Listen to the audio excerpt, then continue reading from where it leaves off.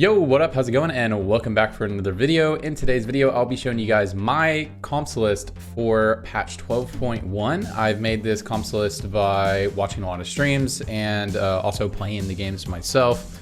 And that's how I've made this list. There are more comps than the ones that I will show in this video that you can play totally, but these are just my top 5 personal picks of comps that I'd look to play for, and gives you a little bit of variety. I do play a lot of AD flex this patch, so a lot of these builds will be AD flex. So just a heads up. If you guys have never watched any of my videos before, if you guys want to follow along, if you are a reading learner, if you learned better by just reading, then I will have the notes that I'm reading from in this video in the pinned comment. So you can check that out if you want to follow along or use that as a guide later if you want to keep up with important information. All right, that's it. Let's get into the video. All right, first comp we're going to talk about. This is really the flavor of the week comp, the new one that has popped up. This is Jhinchanters or Jhinchanters. You know what I'm saying? This is the flavor of the week comp.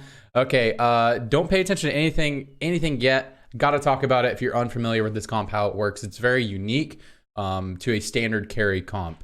So Jhin isn't actually the carry of the comp.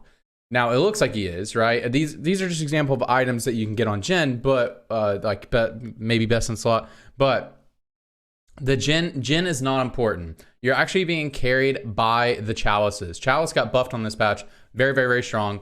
So you're being carried by all the enchanters and all the nonsense of them just doing stuff. I used to call this build enchanter nonsense before Jhin was added to the build. Okay, you go this build with a tier start into playing your strongest board, and you just build infinite chalices. So every opportunity you can build a chalice, you build a chalice. Very strong early game item, very good scaling into the late game. And let's talk about how you do it.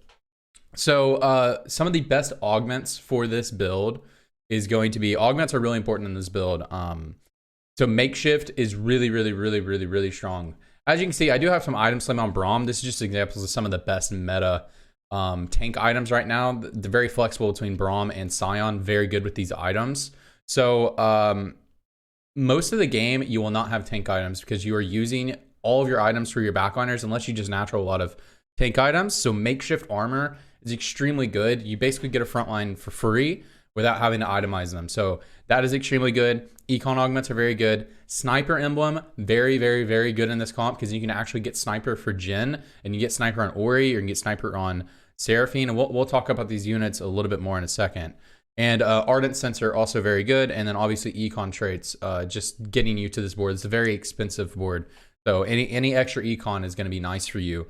But yeah, the best ones are going to be makeshift, sniper emblem, and Ardent Sensor. Very strong in this build. Okay, so let's talk about these a little bit. How does the comp actually carry itself? So Chalice just got buffed. It's very strong. And you get carried by the extra damage from Ori and Seraphine, just having these Chalices of power. And if you want to put Jhin on the spot to get the bonus, his AP ratios for his 4th shot are actually really good. So you can keep him on here to get the extra damage on the 4th shot. Or alternatively, if you want to stall out, also Ascension is very good in this build. I didn't talk about Ascension.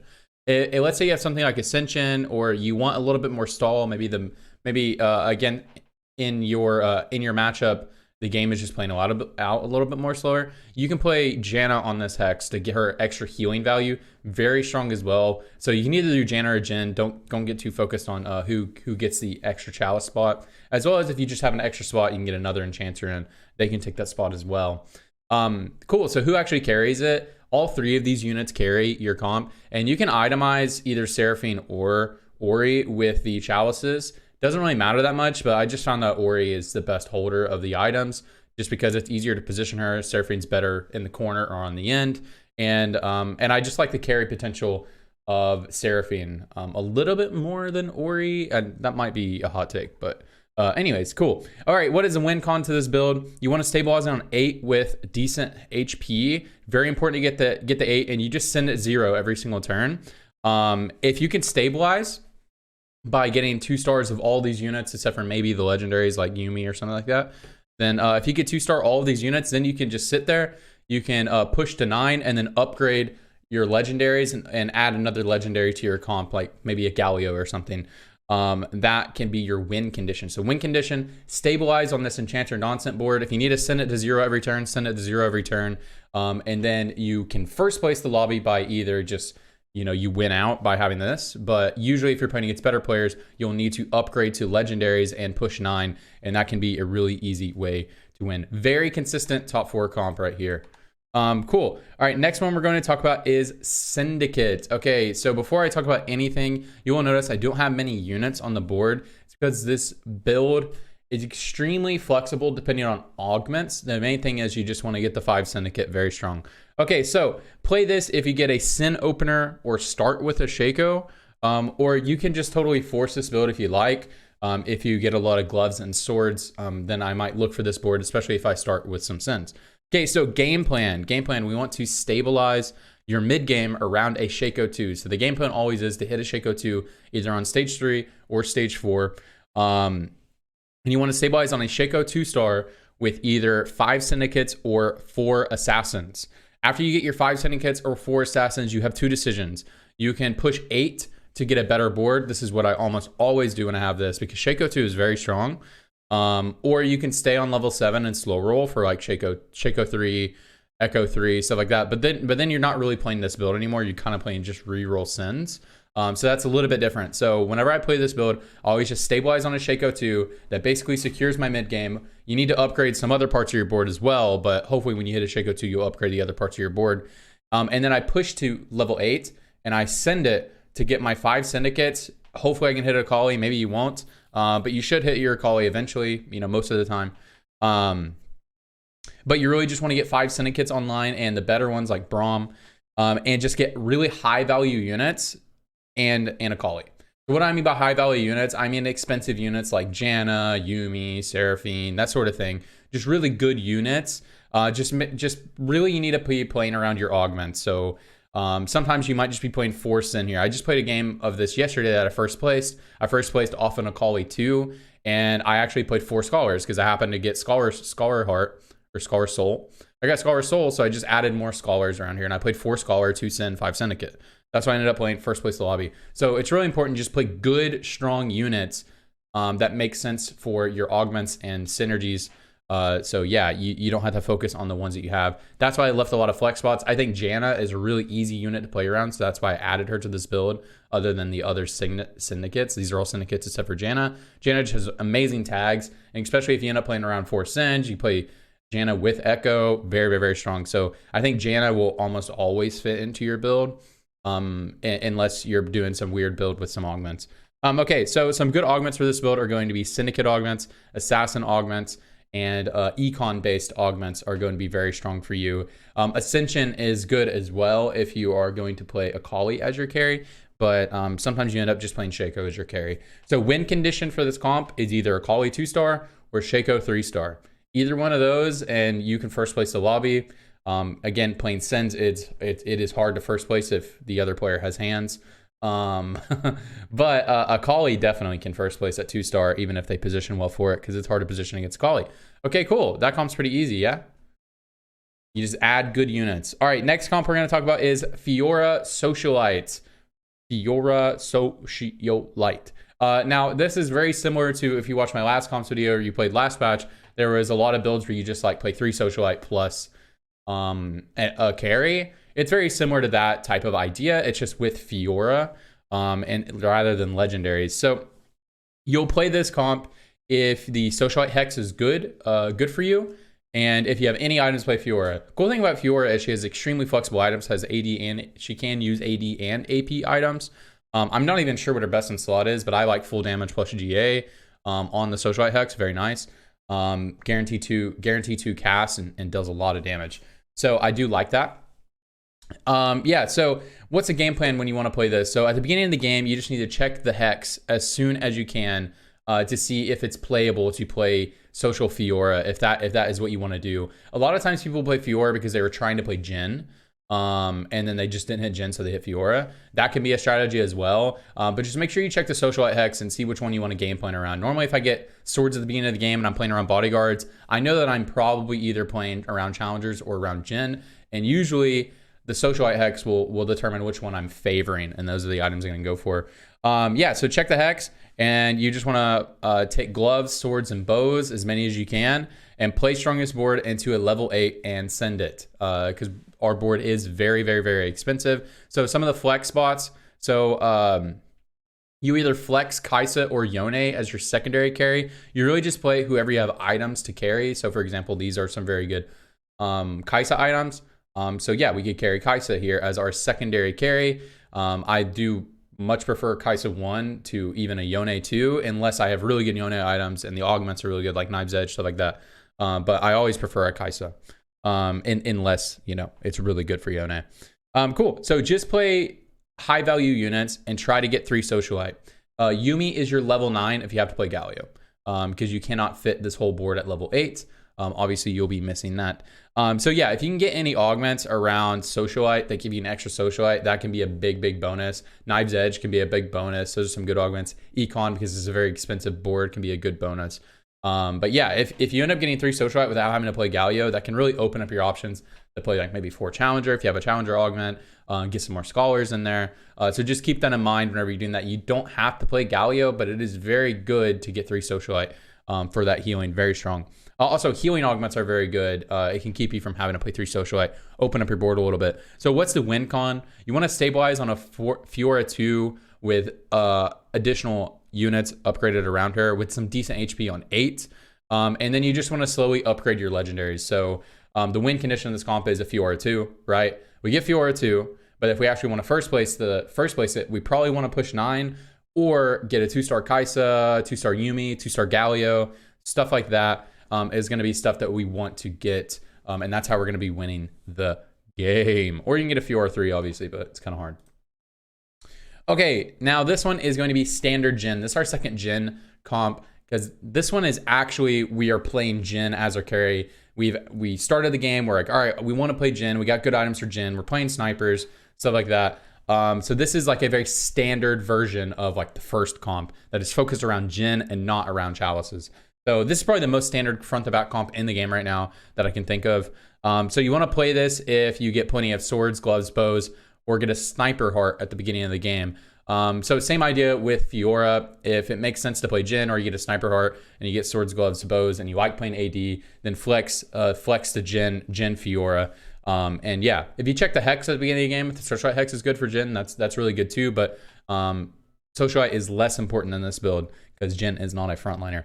Okay, game plan. So we just want to take swords, gloves, bows, and play strongest board. Easiest transition into a Jhin board is from playing a Tristana carry into a Jhin carry. They use exactly the same items, and it's a strong mid game board as Tristana. So we just want to get to level 8 and send it for high value units. All of the units in this build are very contested. So basically, you just want to get the 8 full send 0 until you upgrade your board. Cool. So you can play Galio instead of Scion in this board if the Socialite Hex is backline for Jhin. If it's a good one for Jhin, think about playing that instead. And if you play Galio, then you drop Blitz, and that kind of open up your board a little bit more. But definitely this is probably the best version of this board, unless it's a Galio 2-star. This is probably the best version of this board, even at Scion 1 versus Galio 1. Unless Scion is, unless we go to 2-star and the Socialite Hex is good for you. Okay, so some augments that are going to be very good in this build. Sniper Heart, very strong, because then you don't have to play an MF. MF is a good unit, but not having to play an MF can open up your options to play more enchanters, stuff like that. Especially if Socialite Hex is good for you, it can open up some more options to play some Socialites. Cool. So yeah, augment Sniper Heart. Bodyguard Heart, very good. You can play 4 Bodyguard, end up not playing Scion, or maybe play Bodyguard Scion with a Leona. So there's a lot of options there. So Bodyguard Heart's very good, and it's very good mid game and early game, gets you to level 8. Econ Augment's very good, and Ascension is also good as well. You have a very big frontline that can buy you a lot of time, have a lot of CC, so you will definitely get to that Ascension mark, and usually Ascension will hit, unless you have blue buff Jhin, Ascension will hit at your second cast, or right before you cast for the second time. Usually Jhin needs to cast at least 2 times to wipe the board. So I do really like Ascension as well. So the win condition of this comp is you want to stabilize on 8 with Jhin, Jhin 2-star and frontline 2-star. Very important to get to buy time for Jhin. And then to actually first place the comp, you just add and upgrade your legendaries. Very similar to the other other comps we've been talking about already. All right, cool. Other 2, we're at the end. What am I talking about? Okay, cool. So the last comp we're going to talk about is Godgot. Now, before, and this is another one with a lot of flex spots. Before we talk about this and end the video, I just want to say I haven't talked about any reroll comps. There are a lot of reroll comps you can play on this patch, but I will probably save that for another video if I end up making a reroll topic video. Right now, I have about 4 reroll builds in my rotation. I just need to add one more, and I'll make a video for you guys. All right, so this is Godgot. I played a lot of Godgot last night in preparation for this video because I haven't really touched him, and I was like, all right, let's see if he's still good after the nerfs. And yeah, he's still pretty good. He's still pretty good after the nerfs. And what's really cool about Godgot is he is, at least from my experience and what I've watched on streams, he's not really that contested. So you can get him a lot. And the way that I know he's not that contested is I got 2 Urgot 3s, 2 out of 3 games last night. I played 3 games of Urgot last night, 2 out of 3 of them, 3-star Urgot. So just check that out. All right, so we want to play this if you have a Bruiser, Chemtech, Twin Shot, or Merc opener. Those are the easiest openers to push into Urgot, and you just start bow or sword. You can also do glove if you'd like. Cool, we'll talk about the board and the items in just a minute. Game plan. You want to get bow, gloves, swords, play strongest board. Easiest transition is to play either Kog'Maw, Twitch, or Gangplank as your carry into Urgot. You can also play Warwick, but I don't really like that transition as much. And you just play around bruisers. Very easy transition in Urgot. You know, you don't have to do that, but that's the easiest transition. Okay, so what's the game plan? We want to send it on 8 for Urgot and frontline upgraded. We have 2 open slots in this board, as you can see. We have 1, 2, 3, 4, 5, 6. So we have 2 open slots that we can play around. Really, you just want to play around your augments and the legendary units that you hit. Try to play as many legendaries and play around your augments if you can. It's very good to hit 5 Chemtech if you can. So that's why I left this board blank. You do really want to hit 5 Chemtech if it makes sense. You can play 4 Bruiser if you hit a Tom Kench, right? You can play 5 Chemtech easy if you hit a Victor. And yeah, so really just play around your augments. Try to get the 5 Chemtech. And just make a strong board for your Urgot. That's really all you need to do. So what are some items to play onto Urgot? So Urgot's best items on this patch are definitely Runaan's plus Last Whisper. Almost everybody's playing Bodyguard, and if they're not playing Bodyguard, they're playing Scion. Very tanky unit.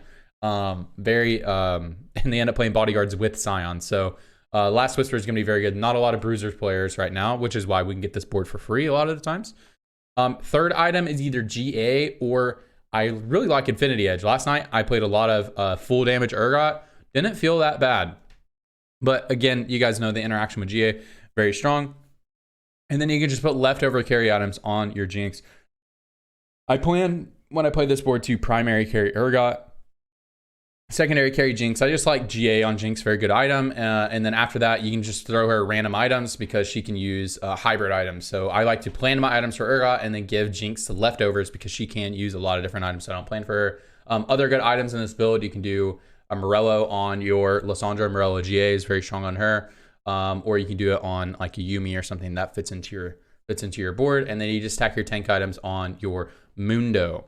Cool. So what is the win con? We want to stabilize on Urgot 2 and frontline with decent HP. Same idea as all the other builds we talked about. This is a 4-cost meta that we're talking about here. And then we want to push 9 to upgrade our legendaries. Also, if you're uncontested, look for an Urgot 3 angle. As I said, last night, I was completely uncontested 2 games in a row, had a lot of money, and I was like, well, you know, fuck it. I'll just go for an Urgot 3. So that can be a win con for you as well.